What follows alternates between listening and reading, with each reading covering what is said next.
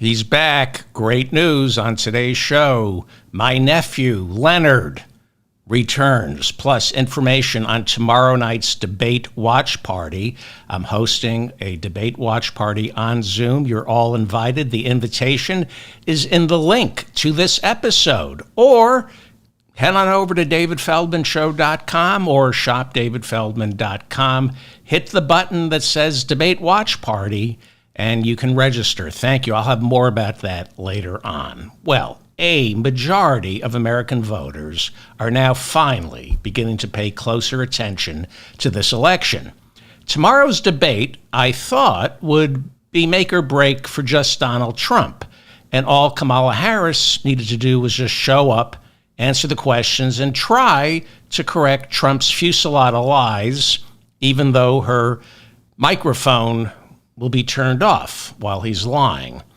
I didn't think much was riding on this for Kamala Harris. I'm no longer sure about that. Regretfully, from what I'm reading, the people I'm talking with, the internals on some polling are telling me this debate may actually be a little more important for her than any of us thought as recently as last Friday. There's a lot going on in this presidential race right below the surface. And it's now shaping up to be a blowout in terms of the Electoral College for Harris. But each state will be hard-won victories with razor-thin margins as of this morning. There are stubborn undercurrents in American history that we ignore at our own peril. Undercurrents that favor Trump, who is more than willing to exploit white America's fear and loathing of strong black women. The scenario I expected until I saw things over the weekend was Trump, and only Trump, desperately needed to win tomorrow's debate. It was his last chance to turn this thing around, and I do still believe that. But I also know that we're in uncharted territory. There has never been an election remotely like this. You might remember I told you Harris's post-convention bounce actually came before the convention, when Americans first saw her as the presumptive nominee. The bounce, because the calendar's all screwed up, the post-convention bounce wasn't that strong. Granted, her trajectory, making up for Biden's lost ground in those polls, is nothing short of amazing. But now we're in the meat of election season, and the poll numbers are exactly where I worried they would be. Harris is leading consistently, but because it's still within the margin of error, she doesn't have that cushion. And there's evidence to suggest that this race might revert, in some states, to a dead heat. One explanation for all this is Kamala Harris, in case you haven't noticed, is a woman of color. I don't mean to alarm anyone, but I see an electoral college blowout that will rewrite the map, a once-in-a-generation rewrite of the map. But I'm not seeing victories by incredibly large margins for her in Pennsylvania, Wisconsin, and Michigan, the blue wall. Not quite yet. Again, I'm not trying to alarm anyone, but her work, our work, is far from over. This is the mop-up for September 9th. Yes, 2024. I'm David Feldman in New York City. Thank you so much for finding me. Please like this episode. That way you'll always have me in your feed. Subscribe to my channel. And I always say this, the only reason I have an audience is because of my audience. It is you sharing my show with other people. So if you want to help me, the best way is by copying and pasting the link or forwarding the link in an email, a text message, on social media, or in one of those disgusting chat rooms you visit late at night. when you think your wife isn't paying attention to you. Also, tomorrow, September 10th, 2024, David Feldman Debate Watch Party on Zoom. This is going to be a private event for my listeners. It starts at 8:30 p.m. The invitation, the link is in the episode of this show, or go to my website to find it. You're all invited. The doors open at 8:30 p.m. Eastern. We'll talk, we'll goof around, and then I will pump the ABC broadcast into our Zoom room, and we'll sit on the chat room making fun of Donald Trump and David Muir. Afterwards, stick around as I host an audio version of my podcast, an audio-only version of my podcast, where my guests will be you, my listeners. I open the floor in the Zoom room and find out what you're thinking. It's an opportunity for me to meet my listeners again and listen to my listeners. If you would like to attend, there is a $3 fee to attend. It's to pay for some of it, and also to keep the MAGA morons and the Russian trolls out. So it is secured by PayPal. You don't need to be a member of PayPal. PayPal secures your purchase through a credit card. That way, I can't find out what your credit card number is and pull a George Santos and treat myself to an Hermes scarf. You might remember that's what George Santos did when he was going through people's credit cards. So your purchase is secured through PayPal. I look forward to seeing you tomorrow night, 8:30 p.m., and let's talk. If you would like a free transcript of today's episode, please go to David Feldman. No. It's shopdavidfeldman.com for the free transcripts. They're made possible by listeners who buy garbage like this.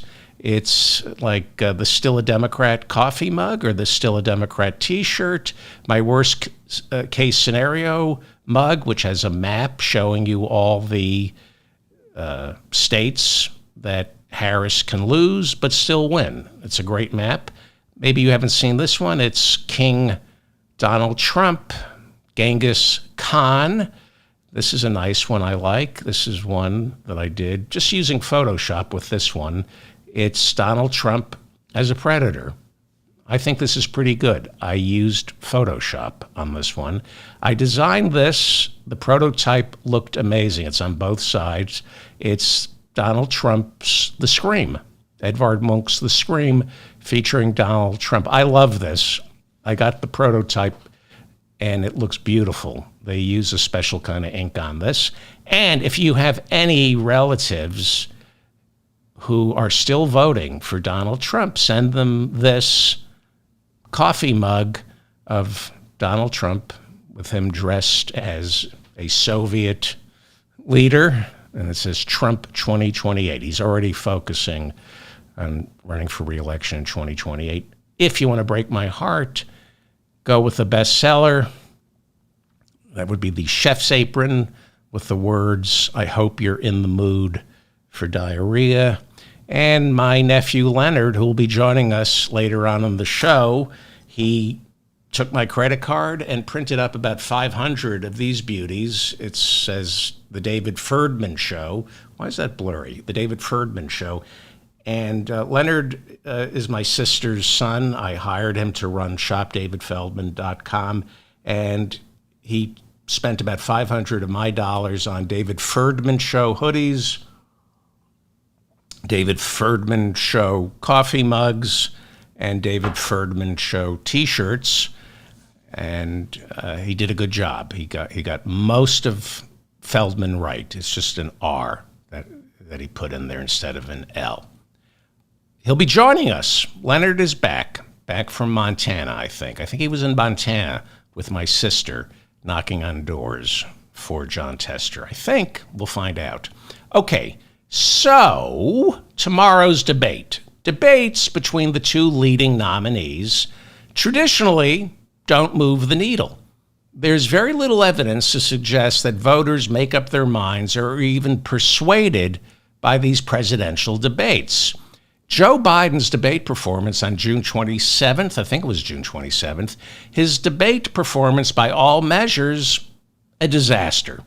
But he ended up winning over undecided voters. What you and I witnessed didn't match what people on the fence saw. We watched that debate together at my viewing party. There were no Trump supporters, I can assure you, in that room. And I asked a room filled with diehard Biden voters after the debate, I asked, is anyone now going to vote for Donald Trump? What a ridiculous question. Everyone, and I mean everyone, yes, we were disappointed with Biden, protective of Biden, angry at CNN for not correcting Trump's lies, but none of us who are predisposed to Joe Biden, we didn't say, okay, I'm voting for Trump. Instead, we dug in our heels. Our minds were not changed.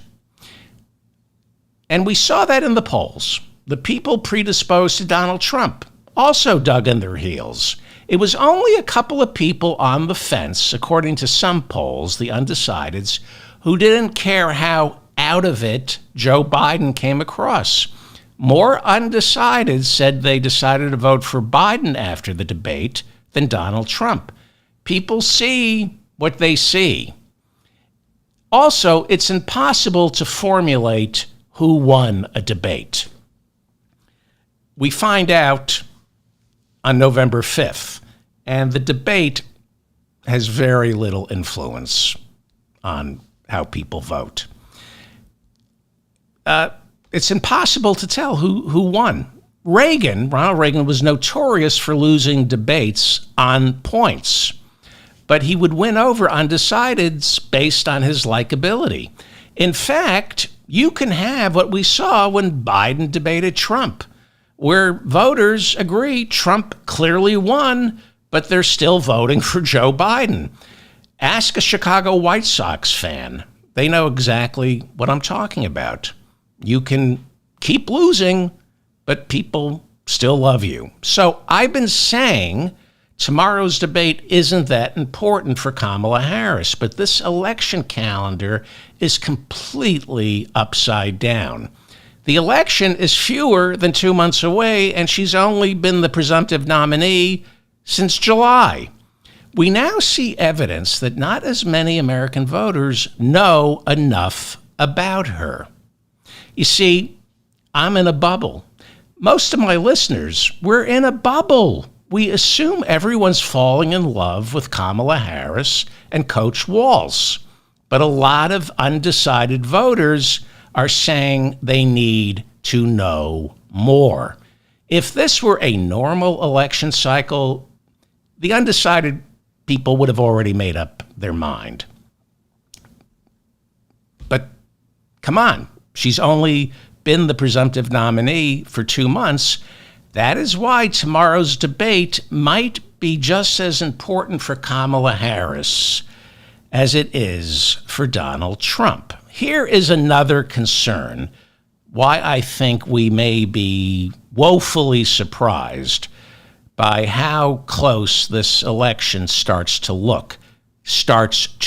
Not how it is, but how it starts to look in the lead up to November 5th. Now, I hope I'm wrong. I hope this is unnecessary bedwetting, but I want to address, now please listen to me, okay? I want to talk to the women. I want to talk to my black listeners, my Hispanic listeners, my Jewish listeners, my Arab listeners, my listeners who are members of the LGBTQ community, my Asian listeners. I'm leaving a lot of people out. Any listener who is a person of color, someone living with a physical challenge that presents itself the moment you walk into a room, anyone with an accent, I'm leaving some people out. I'm talking right now to anyone who isn't a straight white male Christian. anyone who doesn't look or sound like David Muir, the ABC anchor who will be moderating tomorrow's debate. I'm talking right now to any American who doesn't look or sound like Jimmy Fallon, Jimmy Kimmel, Stephen Colbert, Seth Meyers, Jake Tapper, George Clooney, Joe Biden, Brad Pitt, Donald Trump, J.D. Vance, Tucker Carlson, or Coach Walsh. Okay? Now that I have your attention, how many times has your resume been perfect? How many times have you walked out of that interview? How many times have you walked out of that interview, called your loved one and said, nailed it, only to learn you didn't get the job? How often have you found yourself too frightened to articulate why you didn't get the job? You all know that feeling deep down in the pit of your stomach, reminding you that you got passed over because of how you were born, or because of a life-altering condition that renders you unluckier than others. And your first instinct is blame yourself. In so doing, you prop up a system stacked against you, a system that trains you to kick yourself instead of a system stacked against you, a system that has been stacked against you for more than 200 years. I'll get back to this in a second. This is a picture of the Obamas.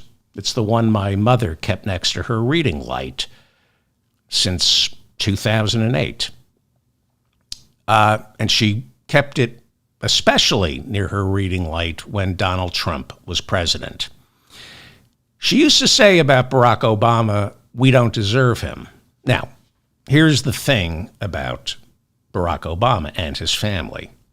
He wasn't as progressive as I needed him to be. But in this election season this year, with divided government, I am also reminded Barack Obama wasn't as progressive as the system allowed him to be. He was always a corporatist, but he had progressive instincts. And except for Barack Obama's first 2 years in office, the rest of his presidency was divided government, like what we have now. Biden's first 2 years in office, he had the House of Representatives and the Senate. The last 2 years has been very difficult. 6 out of 8 years that Barack Obama was in office, divided government. Now, when you look at Dodd-Frank and the establishment of the Consumer Financial Protection Bureau, two Obama-era landmark pieces of legislation, Barack Obama reined in Wall Street as best he could, but it was hard to do that with divided government and Republicans blocking you every step of the way. They defanged Dodd-Frank. They defanged the Consumer Financial Protection Bureau. They're still trying to get rid of the Consumer Financial Protection Bureau. So, the reason my mother loved the Obamas, for many reasons, but she believed Americans needed to be reminded how to behave. The Obamas personify elegance and class. And while that doesn't solve income inequality, climate catastrophe, or deliver free health care to Americans, in many ways it does. We all need to be reminded what human decency is. And Barack Obama, Michelle, it poured out of them. Donald Trump, his enablers, and the entire Republican Party, including those who vote them into office, are indecent. And if people could remember what human decency is, we would solve income inequality, climate catastrophe, and deliver free health care to all Americans. One of the unintended consequences of getting Barack Obama elected was every indecent American felt free to proclaim we are now a post-racial society, which they in turn saw as permission, license to be even more racist than they already were. It is no coincidence that the Supreme Court, during Obama's second term, gutted the Voting Rights Act in Shelby versus Holder, claiming black voters didn't face the same obstacles in casting a ballot as they did back in 1965 when the Voting Rights Act was passed. So, believing we're a post-racial society, the Roberts Court removed many of the pre-clearance hurdles that members of the old Confederacy, states from the old Confederacy, had to go through before changing their voting laws. And the second the Supreme Court said we're a post-racial society and the old Confederacy can pass whatever voting laws they want without having it cleared through the Justice Department, most of the states in the old Confederacy began passing laws making it harder for people of color to cast their ballots, all in the name, the false name, of election integrity. It's been 11 years now since Shelby. Ask black voters, people of color in the South and the prairie states, how easy it is to vote these days. The Roberts Court is so willfully delusional. They're so willfully delusional that this is a post-racial society. Last year, the Roberts Court struck down affirmative action in college admissions, and we're already beginning to see the consequences of that decision, with fewer students of color enrolling at our so-called top elite colleges and universities. Republican politicians who insist we're a post-racial society are the very same people who use racism to get elected. Now, in all fairness, Donald Trump and this current iteration of MAGA morons in Washington didn't invent the race card. That started with Richard Nixon back in 1968 and his Southern strategy running as the law and order candidate. And law and order is a dog whistle for let's lock up more black people. George W. Bush was fighting affirmative action on the campaign trail with lofty language like, quote, the soft bigotry of low expectations. It was George W. Bush's political director, Karl Rove, who politicized the Justice Department, getting U.S. attorneys fired for not bringing bogus lawsuits on voter fraud. It was the George W. Bush administration who tried to weaponize the Justice Department to perpetuate the lie that Americans are voting illegally, which they are not. Rove wanted the Justice Department to rack up prosecutions in order to justify new laws that would make it harder for people of color to vote. By the way, George W. Bush announced he will not be endorsing Kamala Harris or commenting on the 2024 presidential election. With George W. Bush, it's all about spreading democracy throughout the Middle East, just not here in America. George Bush's dad won in 1988 by resorting to dog whistles like the Willie Horton ad, falsely accusing his opponent, Michael Dukakis, of being soft on crime with a very menacing picture of a black man being released from prison. Ronald Reagan launched his post-convention campaign right after the convention. I think it was August 3rd. He launched his post-convention campaign after he got the nomination. He launched it in Philadelphia, Mississippi at the Neshoba County Fair, just yards away from the site of where 3 civil rights workers, Cheney, Goodman, and Schwerner, were executed by police officers in Mississippi back in 1964, executed for registering black voters. 16 years later, Ronald Reagan, in his speech at the Neshoba County Fair, told the bad people of Mississippi that he was for states' rights. He kept repeating the phrase states' rights, which, as we all know, is a dog whistle for Jim Crow. He said, quote, "I believe in states' rights." This is what he told the bad people of Mississippi. "I believe in states' rights. I believe in people doing as much as they can for themselves at the community level and at the private level."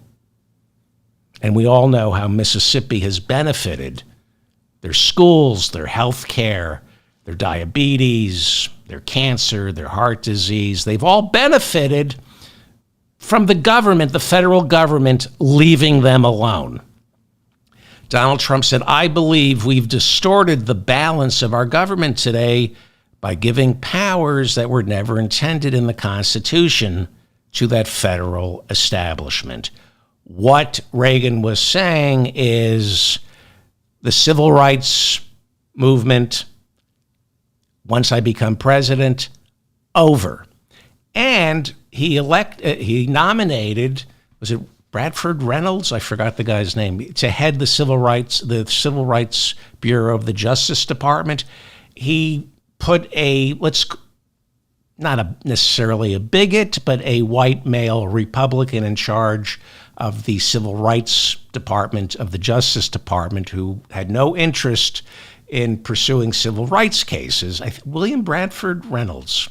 Somebody, I don't know if I am remembering correctly. That was 44 years ago, but I think his name was William Bradford Reynolds. And he, Gorsuch's mother, he put in charge of the EPA, and she, anyway, wouldn't spend Superfund money. If you want to know what Project 2025, where it comes from, the first 4 years of Ronald Reagan's administration, putting sinecures in charge of government agencies who wouldn't prosecute civil rights, putting Clarence Thomas in charge of the EEOC, knowing he wouldn't pursue civil rights litigation. Reagan's son, Ron Reagan Jr., recently said in a Showtime special about his mother and father that while I love my dad, there's no question, looking back, that my father was encumbered by racism. Patty Reagan and Ron Reagan are shining examples of how children can address the sins of their parents. You can still love your parents, but address their sins. Anyway, so we are anything but a post-racial society. And every time you think we are, someone will remind you that we're not. Like when a psycho police officer shoots an innocent, unarmed black man in the back, and you turn on Fox News or Newsmax or listen to Marjorie Taylor Greene or AM Talk Radio, where suddenly that psychotic cop becomes the hero in the story, and the innocent, unarmed black man shot in the back is the villain. How is it possible that Kyle Rittenhouse was embraced by the Republican Party, brought down to Mar-a-Lago literally called a hero for showing up as a vigilante at a Black Lives Matter protest in Kenosha, Wisconsin, brandishing an AR-15, whereupon he panicked, killed 2 innocent protesters, and injured 1. Every time you think we're a post-racial society, remember the Republicans see Kyle Rittenhouse as a hero. It saddens me to say this election is about to become even more racialized than it already is. It will be racialized quietly and overtly. Very quietly, as places like Georgia, Florida, and Texas try every underhanded trick in the book to scrub black people from the voter rolls, or take advantage of the Shelby ruling and make it impossible for them to vote. Now, with a different Supreme Court, one without a 6-3 Republican majority, these voting laws passed after Shelby down in deep red states, these new voting laws, like in Georgia, Florida, and Texas, they would never stand up under scrutiny if we had a normal Supreme Court. These new laws, because of the Roberts Court, these new laws popping up after Shelby, make a mockery of the Voting Rights Act. Never let Republicans convince you this is a post-racial society. It's indecent to say that. Do not let Republicans co-opt the memory of Dr. King when they say affirmative action and DEI run contrary to his teachings because, the Republicans say, DEI affirmative action compels colleges and corporations to prioritize the color of one's skin over the content of one's character.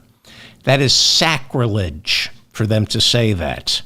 I constantly hear Republicans bastardizing Dr. King, trying to appropriate his message, even though these are the same Republicans who opposed turning his birthday into a national holiday. Despite what Jesse Waters on Fox or Tucker Carlson insists, Dr. King dreamed of a time when we could get past the color of a man's skin and focus solely on the content of his character. But that time, he said, was not now, and it is not today. Dr. King was a huge supporter of affirmative action and quotas. Let me repeat. Dr. King was a huge supporter of affirmative action and quotas. And anybody who says otherwise, well, they're racist. And they're besmirching Dr. King's message. Anybody who says Dr. King didn't support affirmative action and quotas is a racist. Because racists are stupid. Dr. King would have embraced the term DEI. During the last 6 years of his life, Dr. King promoted something called, just for example, Operation Breadbasket. Look up Operation Breadbasket. He appointed the Reverend Jesse Jackson to call on Americans to boycott corporations and businesses, specifically supermarket chains and dairy farmers and dairy distributors, who didn't hire a specific quota of black workers, who didn't create a workforce with a percentage of black employees that mirrored the racial makeup of our country. Look up Operation Breadbasket. And then next time somebody says Dr. King wouldn't want DEI, it's judging people by the color of their skin and not the content of their character. Tell them you're ignorant and you're a racist. So, on paper, this election should be a massive blue wave. On paper. But Kamala Harris is a black Indian woman from California married to a Jewish lawyer. I've talked about how elections are less about issues and more about trust, especially this one. There's no question that abortion, reproductive freedom, and democracy are also on the ballot. But in the end, with fewer than 2 months to go, we're dealing with 150, maybe 170 million voters, too many of whom don't pay attention, too many of whom don't care about issues, too many of whom are convinced they have no skin in the game and are simply voting to choose what kind of show they want to watch the next 4 years. For a lot of Americans, for millions and millions of Americans, politics is just a show that comes on their TV screen. They're basically programming CNN and Fox News and MSNBC when they cast their ballot. One of the major questions they ask, and it's a legitimate question, do I like this candidate? How many Americans can trust, how many white Americans, how many male white Americans can trust a black woman? Donald Trump is determined to find out. And by doing so, he's about to remind us of just how ugly this country is and always has been. Kamala Harris, in case you haven't noticed, is also a woman. This race is about abortion, reproductive freedom, and health care for women. This election is also about controlling women, their bodies, keeping them as second-class citizens by eliminating no-fault divorce, trivializing sexual harassment, and even questioning the wisdom of women in the workplace. And if you don't believe me, check out J.D. Vance's recent body of work. We're about to discover just how many stupid white men are uncomfortable with a woman president. You might not believe it, but there are men who are still very prickly when it comes to having a female boss. I don't have to remind you of all the stereotypes about female bosses, but if you need reminding, think of the way Donald Trump actually governs or runs his business. That's precisely the stereotype pinned on female bosses. How many troglodytes are still there in our voting pool? Donald Trump and this Republican Party is determined to find out. I am not trying to scare anyone, and I'm not trying to make this election more exciting than it already is.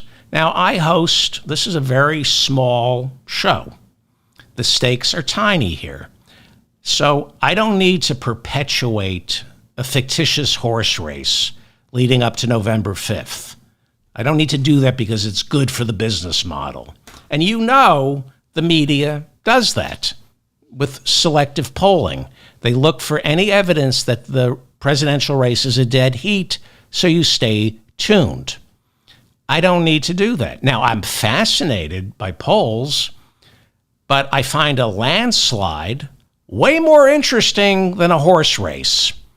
I'm more fascinated by the possibility of rewriting the electoral map, ushering in a new era of progressive politics, than remaining stuck the way we are now in the dead-end zero-sum game of electoral politics. It's boring to me. These horse races are banal. They're trite. They really are. Okay?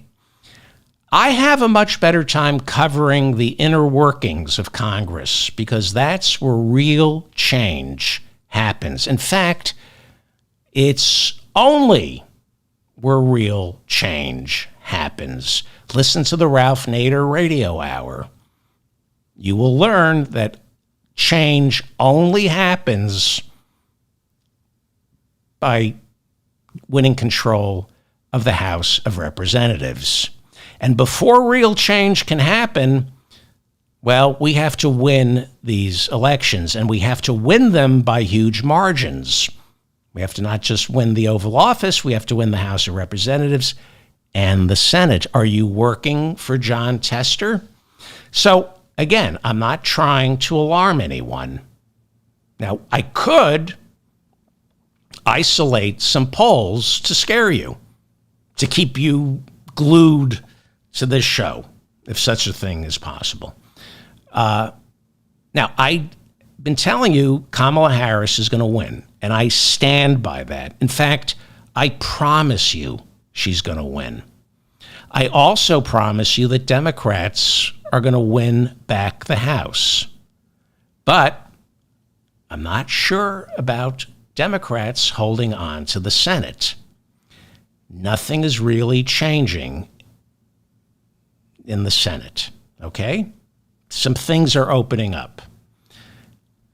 What I could also do, and this would be equally dishonest, is I could keep telling you Kamala Harris is going to win by a landslide, that I see a Senate, I could promise you the Senate and the House, and you would continue listening to me because it feels good. I would create an alternative universe, kind of like Fox News and Newsmax. They do that.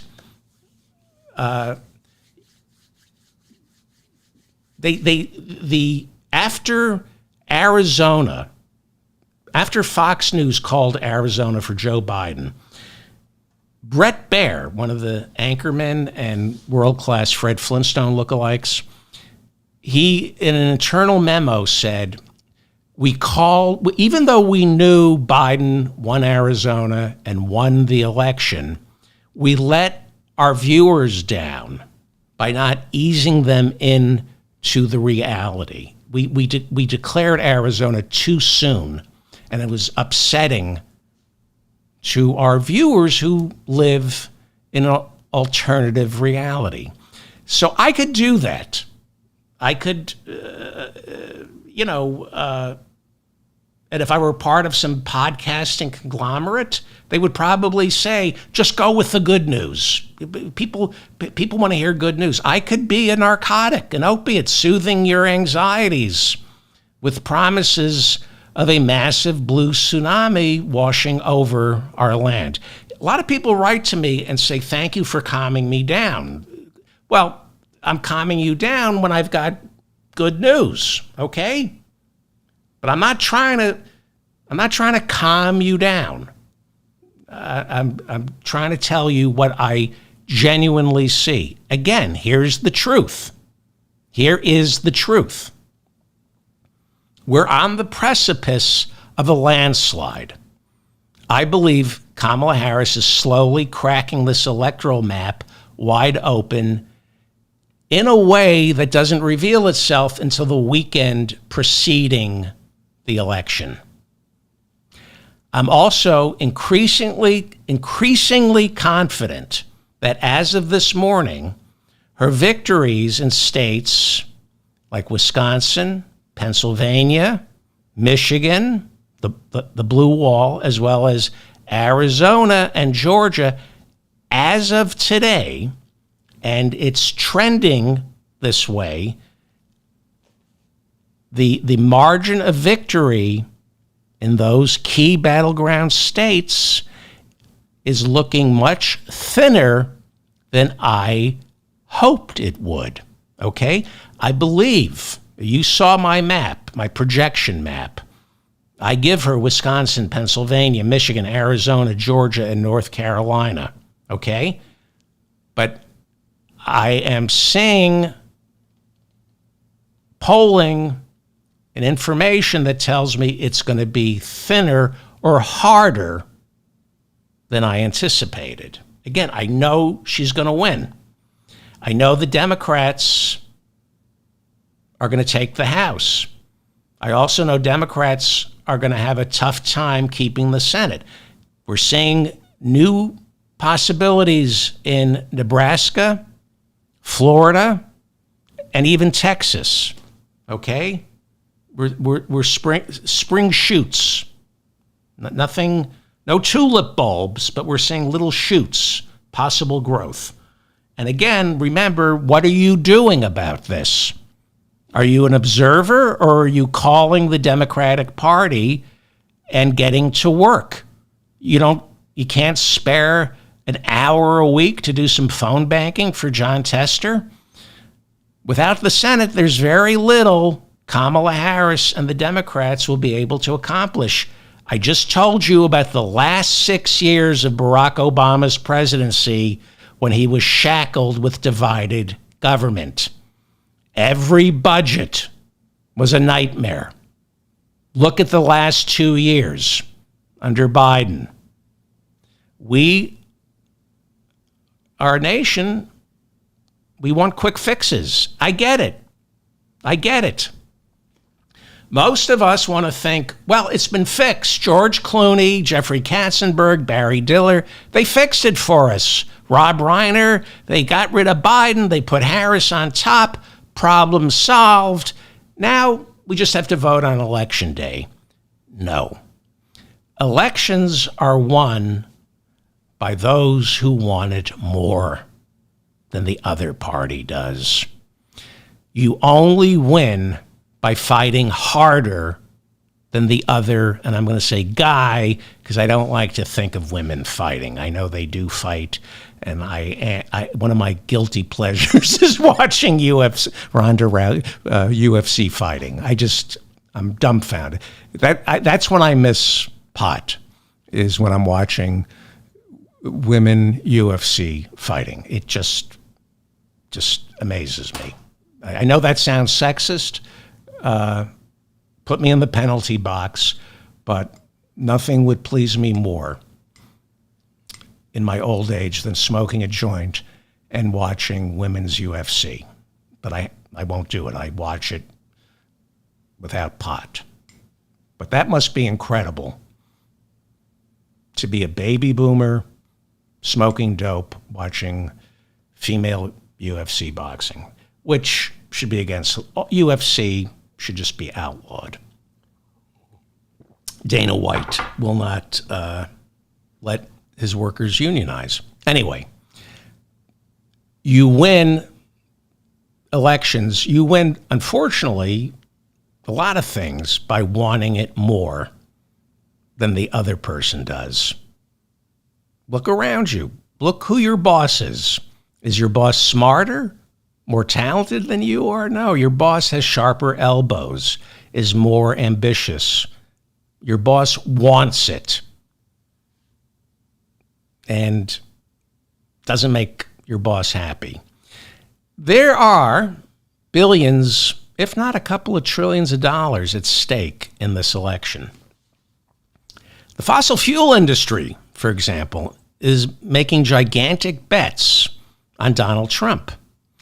Practically every billionaire, not all, but practically every billionaire is placing huge bets on Donald Trump because Joe Biden promised to let the Donald Trump tax cuts for the very rich expire next year. Remember his tax cuts for the rich back in 2017?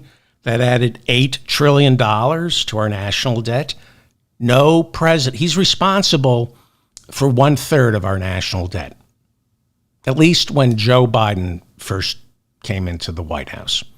1/3 of all our national debt racked up by the self-proclaimed king of debt, adjudicated rapist Donald Trump. Okay, so there are billions, if not trillions, riding on this election because Joe Biden promised to let the Trump tax cuts for the richest 1% expire next year. It's generally assumed that Kamala Harris will also let them expire. However, if you saw her economic policy, it's not as progressive as Joe Biden's. She's taking it a little bit easier on the billionaire class. Hundreds of billions of dollars, possibly trillions, are at stake November 5th. And there are also bigots and misogynists who want to take this country back to the 18th century, who don't want women working, and of course, having reproductive freedom. The Attorney General of Texas, Ken Paxton, who I believe is a convicted felon, right? Didn't he just plead guilty? It's so hard to keep track of his legal problems, but I believe Ken Paxton survived.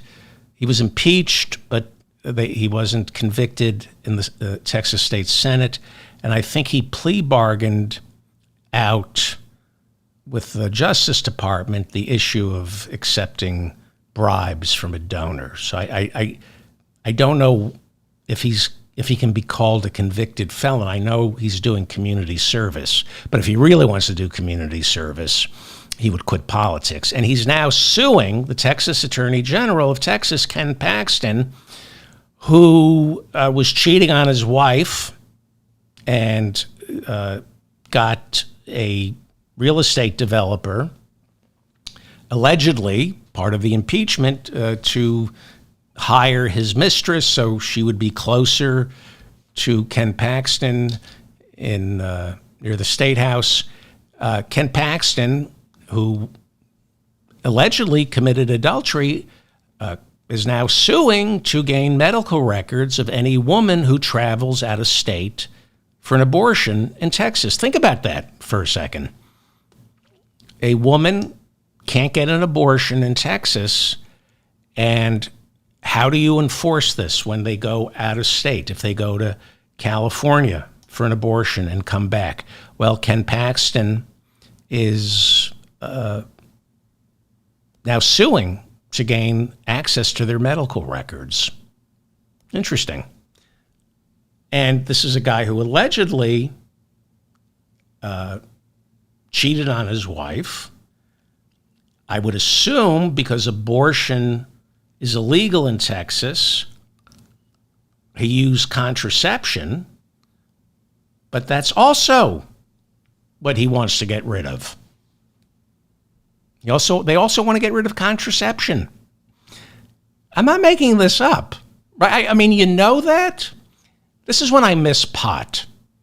Because if I were high right now, like my head would be exploding. I'd be laughing hysterically. I miss pot when I watch a Trump rally. I just can't believe, I already can't believe what I'm saying. And when I used to smoke pot, it would just take me to that next level. But this is serious crap. It really is serious. Donald Trump is planning to deport at least 1 million immigrants. This will destroy the lives of dreamers, turning ICE into his Gestapo. I've done a lot of shows about ICE. No time to talk about ICE. The people propping Trump up are not going down without a fight. They will stop at nothing. We know that. And they are very adept at injecting hatred of blacks and women into an election for two reasons. It works. And they hate black people and women, especially accomplished black women like Kamala Harris. It pains me to no end, reminding you that a lot of voters tomorrow night are going to see for the first time that Kamala Harris doesn't look like David Muir, the white male host of the debate. I know you can't believe that, but it's true. It pains me to remind you that there are a lot of voters tomorrow night who are going to notice she's not Donald Trump, that she's not a white man. Now, you and I see that as a positive, that she's not a white man. But how stupid is this country? How sexist, how misogynistic, how racist, how threatened is this country by Kamala Harris's identity? Well, Donald Trump is determined to find out. This will not be an issue-heavy campaign. It can't be, okay? I'm looking at the blue wall this morning, and while I'm absolutely convinced Kamala Harris is going to win the blue wall, okay, the enthusiasm for her, I'm told, can't be measured. So when I tell some friends I'm saying things that concern me, they go, oh, you don't understand the enthusiasm. That can't be measured in the polls. Well, actually it can be. Now, for example, this is the latest CBS YouGov poll. Brand new A+ poll. You know I subscribe to the YouGov poll. I consider them the best. This is brand new. There's still some afterbirth on this. And here's why I think Kamala Harris is going to win by a landslide in the Electoral College, okay? But I have caveats. So, look at this. This is registered voters being polled about their enthusiasm for their candidates. So in Michigan, 89% of Democrats say they can't wait to vote for Kamala Harris, while 78% of Republicans in Michigan say they can't wait to vote for Donald Trump. In Wisconsin, 87% of Democrats say they can't wait to vote for Harris. 76% say they can't wait to vote for Donald Trump. In Pennsylvania, 82% of Democrats say they can't wait to vote for Harris, while 75% of Republicans say they can't wait to vote for Donald Trump. So when people ask me, why are you so confident that she's going to win the blue wall? This is one of the major reasons. You cannot overstate the importance of an enthusiasm gap. In Michigan, she enjoys an 11% enthusiasm gap over Donald Trump. That's 11%. Same thing in Wisconsin, 11% advantage over Donald Trump when it comes to enthusiasm. Pennsylvania, a little lower, 7%. But this is where elections are won. People have already voted for Donald Trump twice. It's not that special. It's not that exciting. And in the back of a Trump supporter's microscopic mind, they know deep down in their tiny, tiny brain that a vote for Trump really isn't going to make their lives better. They can't articulate that, but deep down, they know. They know. So with an enthusiasm gap like this, it suggests, yeah, I may vote for Donald Trump unless Real Housewives is on and Andy Cohen has Meg Ryan on talking about Dennis Quaid. Then I won't vote. I mean, I want to vote for that. This is what enthusiasm. This is why enthusiasm is so important. Okay. So this is enthusiasm, which can be measured, and so can what likely voters say they're going to do. But we don't know, and they don't know what they're going to do. They just say, "Yes, I'm a likely voter." Look at this. These are not the polling averages, which I feel are more accurate as long as you remove Rasmussen from it. But YouGov is pretty good. Kamala Harris leads Trump by 1 point in Michigan. She leads by 2 points in Wisconsin, and it's tied in Pennsylvania. That is the most recent YouGov poll. It's about in line with the polling averages. Many of you say you don't trust the polls. I say polls are snapshots of where the election stands as of today. And then politicians, campaign managers respond to the polls by moving pieces around the chessboard. Polls are important. It's lazy thinking. I can assure you, it's lazy thinking to say the pollsters get it all wrong. No, with all due respect, you don't read enough. You're not looking closely enough at the right polls. It lets you off the hook to say, you can't trust the pollsters. They always get it wrong. That way you don't have to look at the polls, right? It's lazy thinking. I'm sorry, because I know a lot of people believe that. If you take the time to go over the polls, they tell you where the country is at this moment. So what we see in the blue wall is 3 races well within the margin of error, and more responsible people say it's too close to call.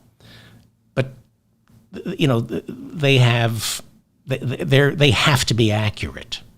There are tests. They compete for accuracy. So they won't take a big swing like I'm willing to do and tell you what the truth is, and that is she's going to win the blue wall, but it will be within the margin of error.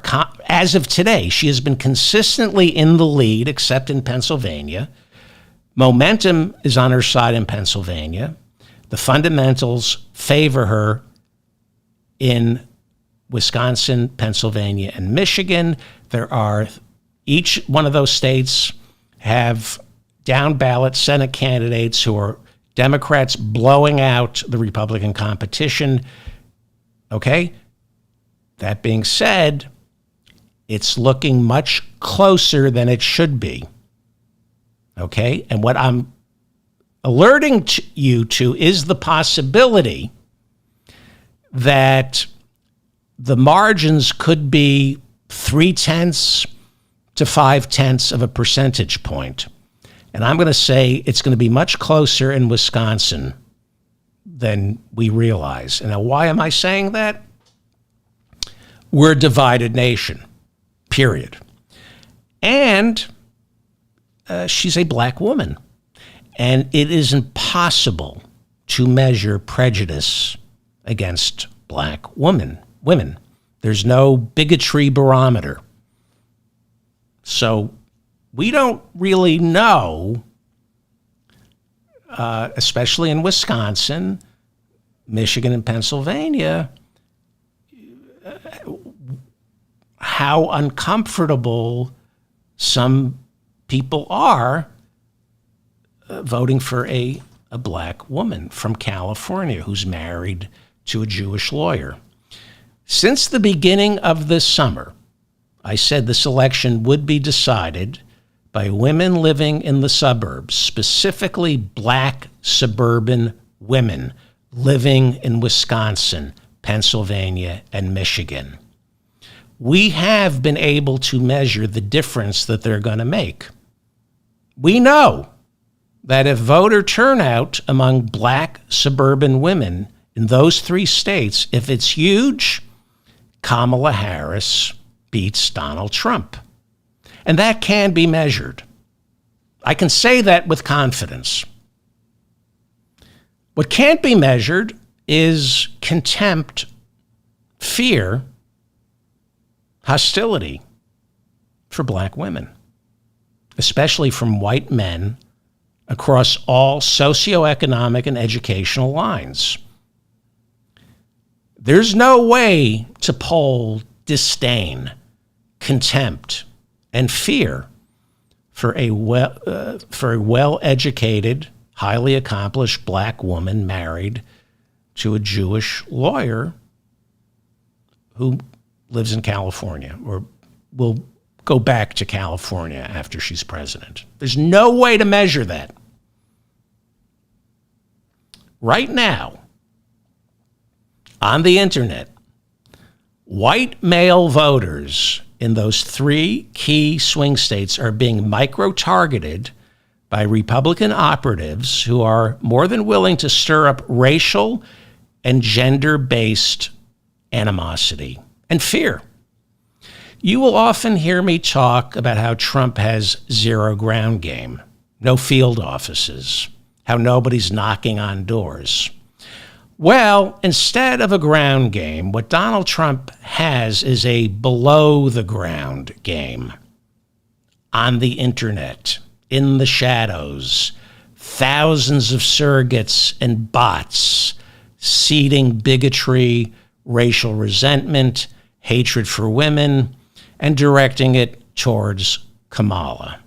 The Justice Department indicted some Russian operatives who were paying people like Tim Pool and Dave Rubin, $100,000 to go on this internet streaming network. It was to spread Russian propaganda. Now, Dave Rubin didn't know he was spreading Russian propaganda because he's stupid. And Tim Pool, they supposedly didn't know this was Russian money. So you not only have the Trump campaign spending tens, maybe 100 million, several hundred million on the below the ground game, you also have Vladimir Putin helping out. And if you don't believe that, read the Mueller report. I'm really sick of people who dismiss Russiagate.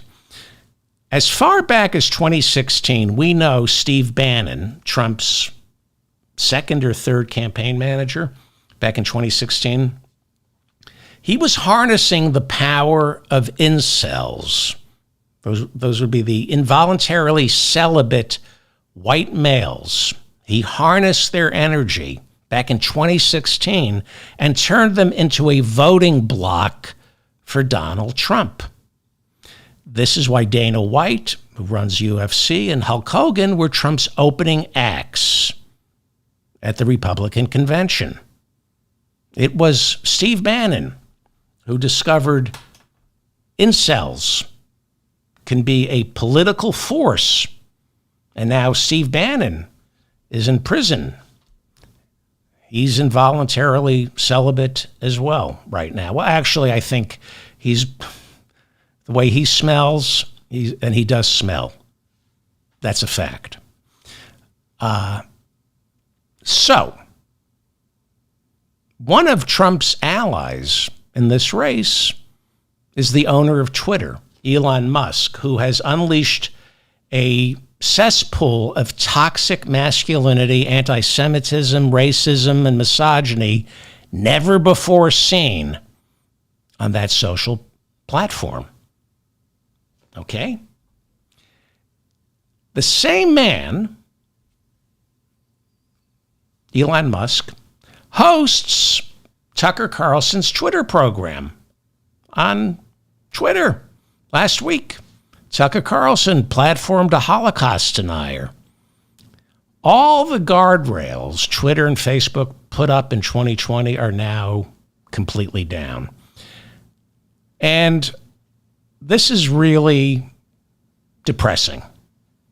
Okay? I know this is depressing, but I'm not trying to scare you, but I've spoken to listeners who have been doing phone banking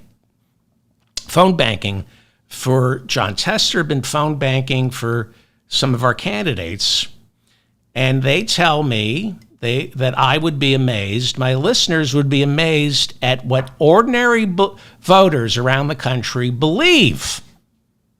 That is what they think is the gospel about Kamala Harris, Joe Biden, Hunter Biden, Ukraine, Zelensky, Putin, climate change, and liberals in general. There are voters, registered voters, and I've talked to some who genuinely believe innocent children are leaving for school. They say, goodbye, Mom, goodbye, Dad, and then they are forced to undergo gender reassignment surgery. Donald Trump, all weekend, was saying that in his speech. Every speech he gave, kids, they're forcing gender reassignment surgery on kids. So, of course, there are going to be voters who believe that. There are voters who believe tens of millions of gang-infested migrants are pouring over the border. Where do they get that idea from? Tucker Carlson, Twitter, and of course, Donald Trump. They really believe there's record crime in blue cities. Some of them believe the stock market has crashed. Some of them believe Biden has given us the highest unemployment rate in American history. Where do they get these ideas from? And why do they stick? Why do they stick? So, this election is not going to be a rerun of 2020. Not just because Joe Biden stepped aside. This election is unlike anything we have ever had before in modern American politics. Now, every election is a snowflake, right? They're never the same, but they have similarities. I do believe there are historical analogs that I think are way more in tune with 2024 than 2020 is. And what I'm fearing is the historical analog is 2016. I fear that. I'm not saying we're looking at 2016. I'm just saying I'm seeing some indications that we could find too close a comparison to 2016. Now, Trump, like in 2016, is running again as an outsider, just like in 2016. Forget the fact that he was never an outsider and that he had 4 years as president to drain the swamp only to fill it up even higher. Don't inject reason into this. Much like 2016, this race is about race. And much like 2016, it's also about women. And this is what's keeping me up at night. Now, try to think like a Republican.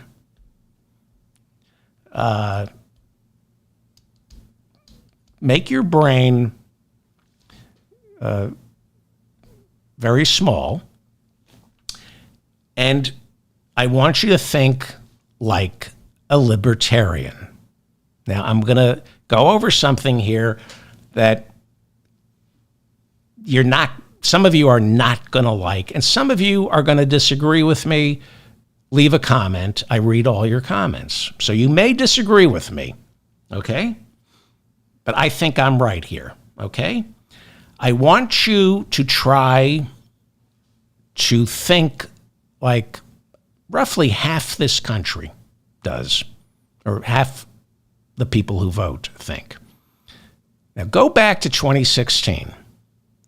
Trump was running against a white woman in 2016, but he was also running against the backlash to Obama's 8 years as president, which he capitalized on, right? The whole birther movement, okay? Kamala Harris, when it comes to identity politics, which she is downplaying, but when it comes to identity politics, she's everything Hillary and Barack Obama have to offer, right? It's exponential with Kamala Harris. So I'm talking strictly identity politics here. All the virtues that come with a black woman sitting in the Oval Office, okay? When it comes to identity politics, Kamala Harris is Hillary and she's Obama. What's not to love about that? And I mean that. If you listen to this show, I'm a class reductionist, but I also see the virtues to identity politics, because you cannot address income inequality unless you also address institutionalized racism, sexism, contempt for the LGBTQ community, and all other protected classes. We know that climate change affects people of color more than it does white people. I don't want to get into that right now. I'm a class reductionist, but I also believe in identity politics. So, for most of my listeners, I think most of my listeners believe in identity politics. The fact that Kamala is a black woman makes her an incredibly strong candidate. Unfortunately, as we all know, I think it was Neil Young who sang, "What makes you strong also hurts you in the end." I'm paraphrasing that. But what makes you strong, in the sequel to Harvest Moon, 1996, 1997, what makes you strong also hurts you in the end. And I'm not quoting him properly. I apologize. How do we measure what undecided voters in Wisconsin, Michigan, and Pennsylvania are going to see tomorrow night? How do we measure the real reason they're still undecided? What are they going to see tomorrow night? Are they going to see an accomplished vice president who's been an essential ingredient of the most successful administration since possibly FDR? That's what Bernie says. Or will they see a former state attorney general and district attorney, well-educated? Most importantly, will they trust Kamala Harris? And asking that question, is this possibly why the election is going to be closer than it should be? What role will implicit bias play on November 5th? Donald Trump knows what he's doing with explicit bias, but he preys on implicit bias. Now, you're not allowed to teach implicit bias down in Florida. So if you're watching me in Florida, you might want to turn this off. I think given what Ron DeSantis is doing now with his police knocking on the doors of people who signed petitions to overturn abortion on the ballot, I'm not so sure you're allowed to hear about implicit bias in Florida, so you probably should turn me off. Subconsciously, below the surface, we all have some bias based on many things: gender, age, color. All of us have implicit bias against somebody's appearance, their sexuality, you name it. All of us have implicit bias. For example, if I call someone's office and their assistant has a British accent, my first thought is, oh, this is a fancy place. That's my implicit bias, okay? What I don't realize is that person with the fake British accent couldn't make it in Australia, where they come from. Especially when I worked in Los Angeles, there were a lot of Australians who had to leave and suddenly they turned it into a British accent. And anyway, I have a lot of Australian listeners, and I love them. But some of you move to America and pretend to be British. It's like the Albanians who pretend to be Italian. I'm on to you. Okay. So, implicit bias. I hear a British accent, I think fancy. This stuff is imprinted on us at a very early age. It doesn't just flow from how we are raised. It also flows from what we see in our culture, especially television, sitcoms, and commercials. And that's why it's important that children see an Asian husband in a commercial or a sitcom who's stupid, or a black husband in a commercial or sitcom that's stupid. It's important for kids to see a Hispanic husband, father not knowing which fabric softener to buy. It's important for children to see a person of color, a man who's stupid and his wife is smart. It imprints the brains of our children. It teaches them that Asian dads, black dads, Hispanic dads can be just as stupid as white dads. Otherwise, there's implicit bias. I'm not complaining about how fathers or husbands are portrayed in advertising or on sitcoms.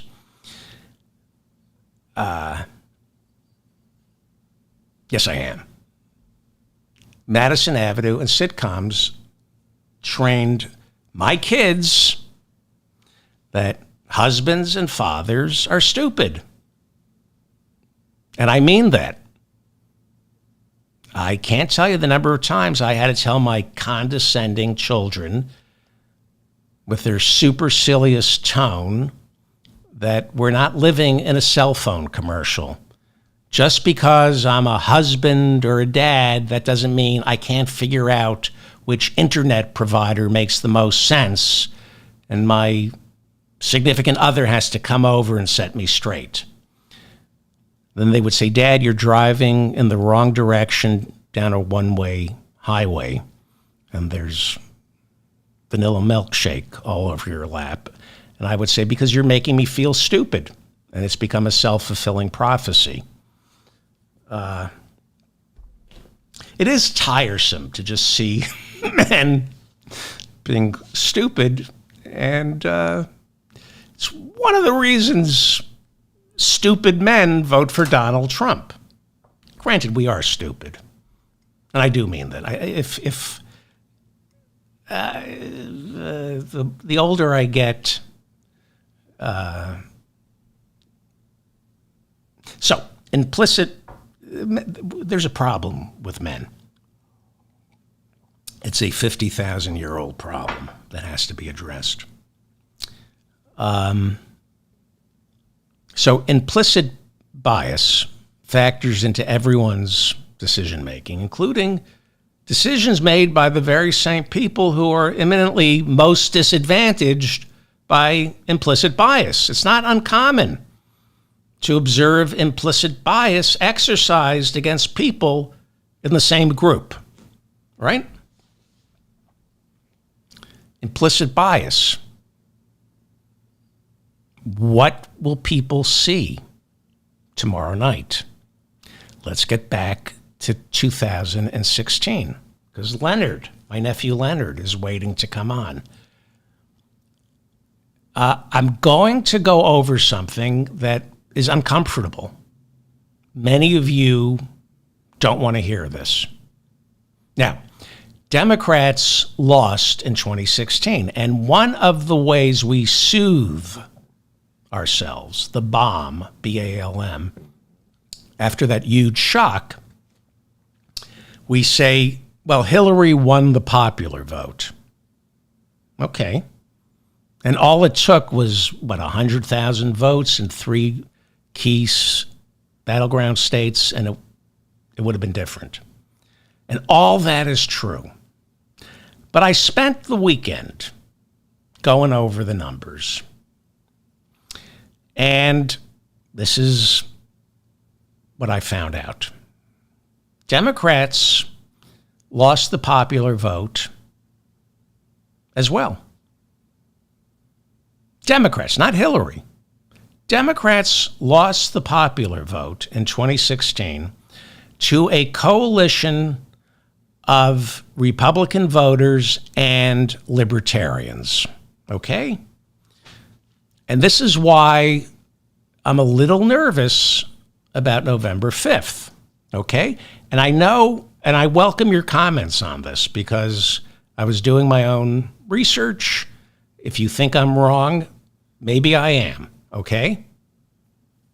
If you add up all the American voters who cast a ballot for Jill Stein, Dr. Stein from the Green Party, and Hillary Clinton, that would be the Green Party, Democratic Party coalition, and you compare that to the number of people who voted for Donald Trump and the libertarian Gary Johnson, more Americans, slightly more Americans voted for Trump and Gary Johnson together. And that made a huge difference in the key battleground states of Wisconsin, Michigan, and Pennsylvania. So my research that I did over the weekend is going to be very uncomfortable for Democrats who think 2016 was closer than it actually was. And this is why I'm a little worried. A little.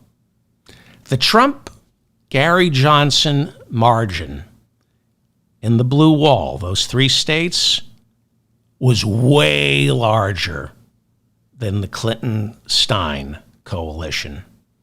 In other words, Trump and Gary Johnson in the key battleground states won by much larger margins than Hillary and Jill Stein. Okay? And if you're thinking this isn't an issue, hear me out, because I think it is. The problem that Kamala Harris could face is libertarians. Well, who are they running? They're running somebody. Do you know who he is? We all knew who Gary Johnson was in 2016. Nobody knows the name of the libertarian candidate, which I'll tell you in a second. It means perhaps a lot of those Gary Johnson voters from 2016 could migrate over to Trump, especially in Wisconsin and Michigan. Okay? Now look, every election is different. Like I said earlier, if you're looking for insight into the 2024 election, you can find historical analogs going back to Washington versus Adams. I'm worried the historical analog closely matching this race is 2016. Again, I'm not saying they're identical, but they do have troubling similarities that we need to be on the lookout for. Okay? So get out your calculators. I may be wrong, but let me crunch some numbers for you. Okay?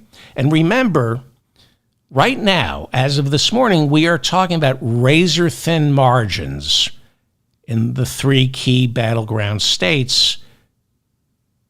Kamala Harris has to win. Okay? And I've been telling you that as of this morning, she's going to win, but it could end up it could be by only 0.2, 0.3, 0.5 of a percentage point.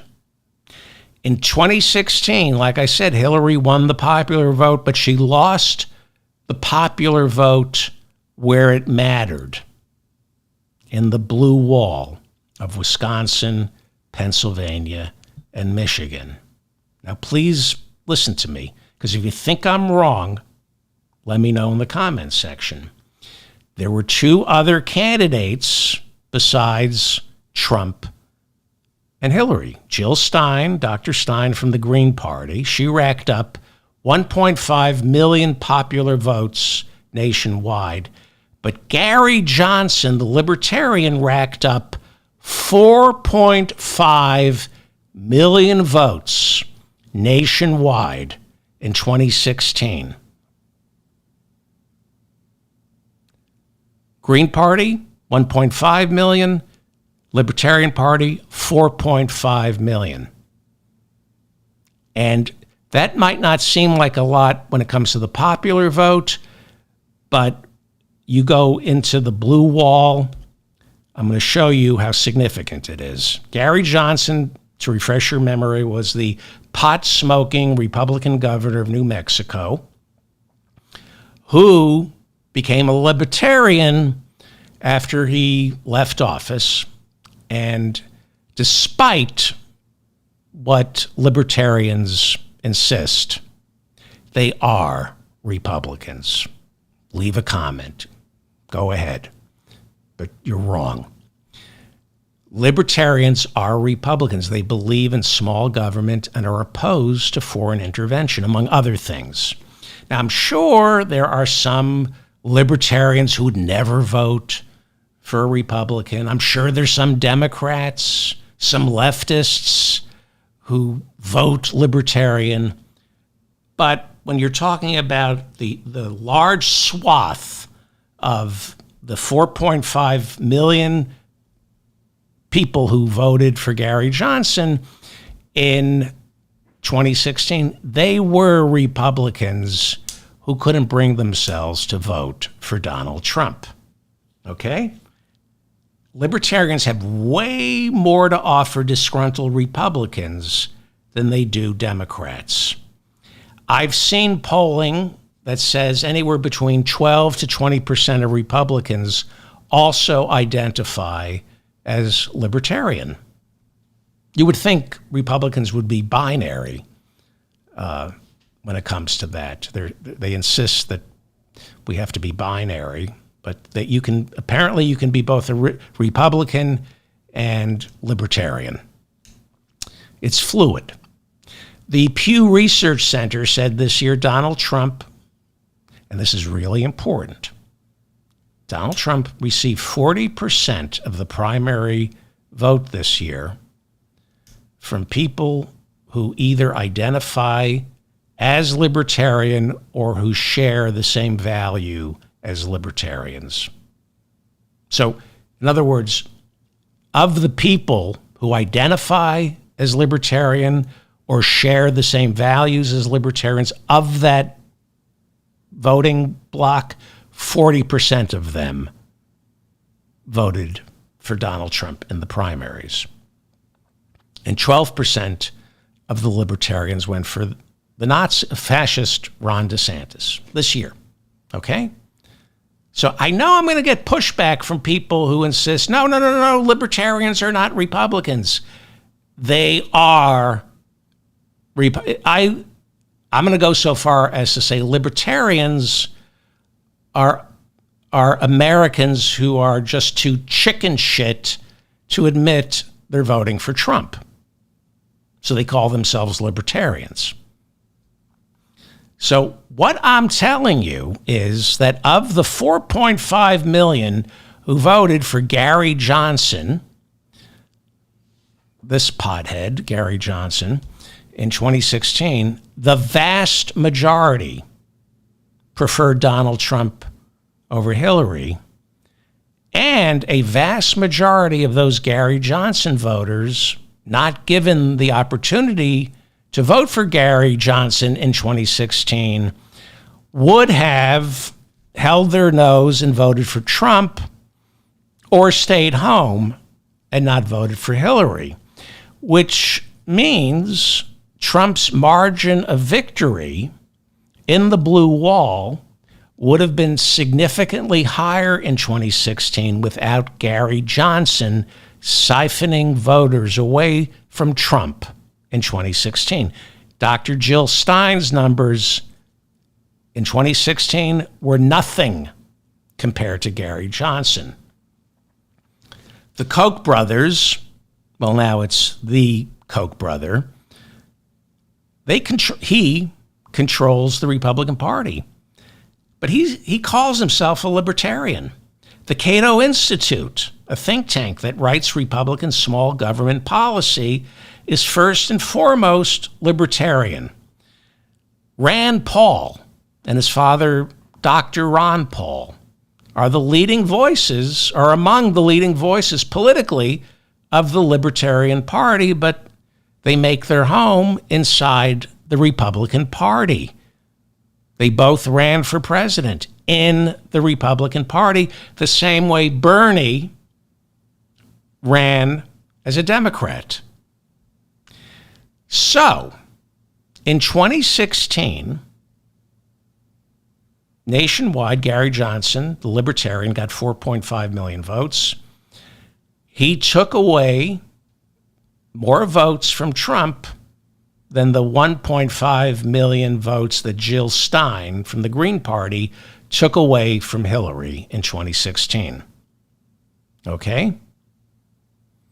Do the math. Trump lost the popular vote in 2016, but if you add up all the people who also voted for Gary Johnson, the Republican Libertarian Coalition beats Stein and Clinton. So if you add up the people who voted for Jill Stein and Clinton, that comes to 67.3 million. When you add up the people who voted for Trump and the libertarian Gary Johnson, it comes to 67.4 million. Nationwide, it's a little more than Hillary. The Trump-Gary Johnson margin is roughly Kennedy's popular vote margin in 1960 over Nixon, or Nixon's popular vote margin over Humphrey in 1968. So you understand what I'm saying here. When it comes to left-right ideology as manifested in voting patterns, our country is evenly split right down the middle. Now, Trump may have not done better than Hillary in 2016 when it comes to the popular vote, but the Republican Libertarian Coalition did. And the problem that we have heading into November is there's no Gary Johnson. There's no libertarian candidate this time to peel off 4.5 million votes from Donald Trump. The libertarian candidate is Chase Oliver. Not exactly a household name, the way Gary Johnson kind of sort of was.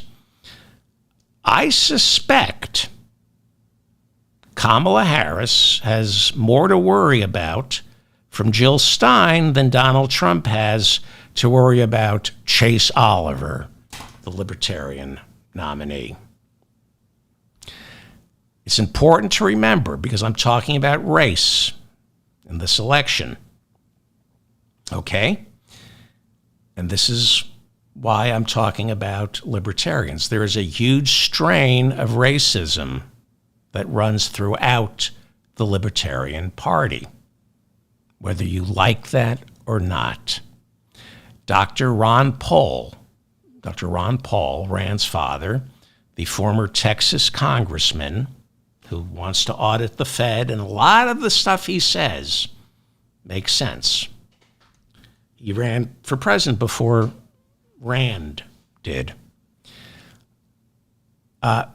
Dr. Ron Paul was lousy with close aides who were self-avowed racists. Now that makes sense. That's a fact, and it makes sense because libertarians are all about states' rights, which has been the rallying cry for inveterate racists since before the Civil War. Remember earlier on in the show, remember Reagan's aforementioned speech in Philadelphia, Mississippi about states' rights? States' rights. It's not only a dog whistle for racists, it's also an ideology that manifests itself in the Libertarian Party. So it makes sense you're going to find a lot of racists who are libertarians. I'm not saying all libertarians are racists, but we're talking about an election where 0.3 of a percentage point can be the difference between Wisconsin going for Harris and Wisconsin going for Trump. There are, I fear, way more bigots in this country than we know about. Because racism is impossible to poll.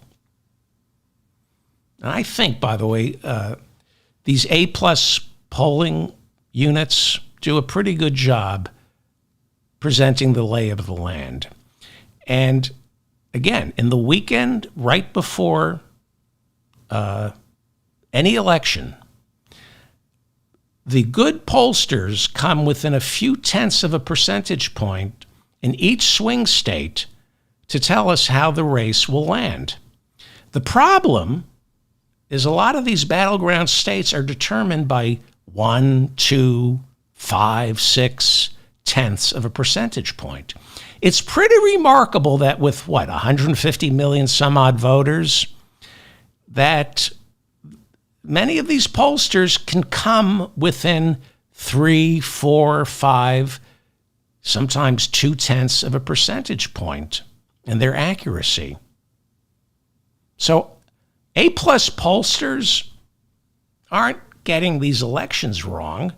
We as a nation are simply way too divided, and our division falls well within the margin of error.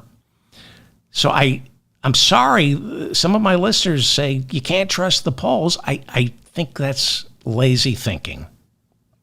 And what makes me especially wobbly this morning is nobody is ever going to tell a pollster they hate blacks, they hate women, or Indian women, or just women.